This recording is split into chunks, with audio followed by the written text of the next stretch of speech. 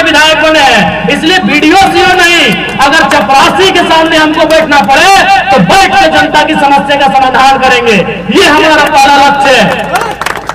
आप कहीं भी देख लीजिए, आपका मांडू है, आपका रामगढ़ है, रामगढ़ में भी आपको 3 को 4 को ब्लॉक आता है, रामगढ़, चित्तौड़पुर, गोला, दुलमी। बताइए रामगढ़ में इतने इतने विधायक रहे, कब ब्लॉक का इन्होंने चक्कर काटा है? क्या आपको याद है तो बताइए। मांडू में भी, मांडू, डाड़ी, चुरचू, टाटी झरिया, बिशुनगढ़ 5 को ब्लॉक आता है मांडू विधानसभा में। अब बताइए मांडू के विधायक लोग कब जाकर ब्लॉक में बैठे हैं, कब जाकर ब्लॉक के पदाधिकारियों के सामने जनता की शिकायतों को लिए है? बताइए। चूंकि उनको यह लगता है कि विधायक का लेवल वो नहीं होता है, और ये सच्चाई है। जब हम लोग विधानसभा की मीटिंग में जाते हैं, जैसे कि हम अभी पुस्तकालय समिति का मेंबर है, हम अभी खाद्य आपूर्ति उपभोक्ता मामले का मेंबर है, तो हम लोग बैठते हैं सीधा कुर्सी में और सेक्रेटरी लोग आके उसके बगल में बैठते हैं। ये विधायक का रुतबा होता है, डीसी नहीं, सेक्रेटरी हमारे बगल की कुर्सी में बैठते हैं। वो विधायक का क्षमता होता है, क्योंकि विधायिका के लोग होते हैं। लेकिन हम प्रतिष्ठा के लिए नहीं आए, बार बार कह रहे हैं, इसलिए वीडियो के सामने भी हम बैठते हैं और थाना भी घुस के बैठते हैं। कहे जनता की समस्या का समाधान होना चाहिए।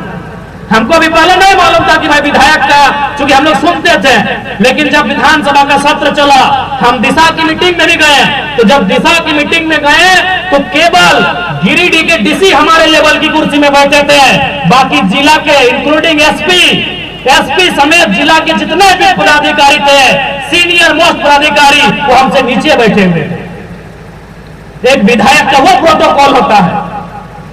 एक दिन फिर गिरिडीह की बैठक में गए तो हमको जब हम आने लगे तो लगभग 100 मीटर पड़ता है हमारा गाड़ी और कार्यक्रम में, तो वहां के सीनियर पदाधिकारी हमें छोड़ने के लिए आई। तो हम बोले क्या सब कर रहे हैं मैडम? बोले नहीं विधायक जी प्रोटोकॉल होता है, हम लोग अफसर हैं, लेकिन अगर विधायक को आपको गाड़ी तक पहुंचाना ये हमारा प्रोटोकॉल होता है।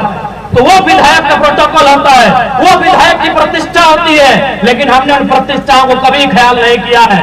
हम सप्ताह में 3 बार वीडियो सीओ को लेकर अपने डुमरी विधानसभा का 3 ब्लॉक हमारा आता है, डुमरी, नावाडी, चंद्रपुरा, तीनों ब्लॉक में हम सप्ताह जनता दरबार लगाते हैं और वीडियो और सीओ को लेकर लगाते हैं। क्योंकि हमें अपनी प्रतिष्ठा के लिए, अपने रिपुटेशन के लिए हम नहीं आए हैं, हम जनता की समस्या के समाधान के लिए यहां तक आए हैं। यही बात इन लोग को नहीं खलता है, यही बात इन लोग हजम नहीं कर पा रहा है कि विधायक ऐसा कैसे हो सकता है। विधायक यानी एक वीआईपी। हम लोग भी हमने जब जाना हालिए विधायक यहाँ मिले जालिए 3 दिन पहले तैयारी करा ली है कि बिहान विधायक यहाँ जाए खाए, 4 बजे अलार्म लगा के रही हो, 5 बजे सब जब विधायक यहाँ मिले, आप जाए कैसे बोला की बोल रहा है ना बोल रहा है। हमारे यहाँ कोई पैरवी ना है, कोई बड़े लड़के ना है, तो सीधा आओ, सीधा बात कर। और जहां जनता मिल गलो वह जनता दरबार भाई गलो, जहां जनता मिल गलो हुए जनता दरबार भाई गलो। बताओ एक एक करके की समस्या हो। हाँ, इस बात को भी हम बोला कि सारा समस्या का समाधान इन्हें बोले कि हम कह रहे हैं, हम कोई अवतार में लेके आ रही है, लेकिन जितना संभव है सकल है हम उस समस्या के समाधान करे के प्रयास कराइए। और निसंदेह आज इस राज्य की भी आवश्यकता है राजनीति में बदलाव करे के, इस राज्य की आवश्यकता है लीडरशिप में बदलाव करे के।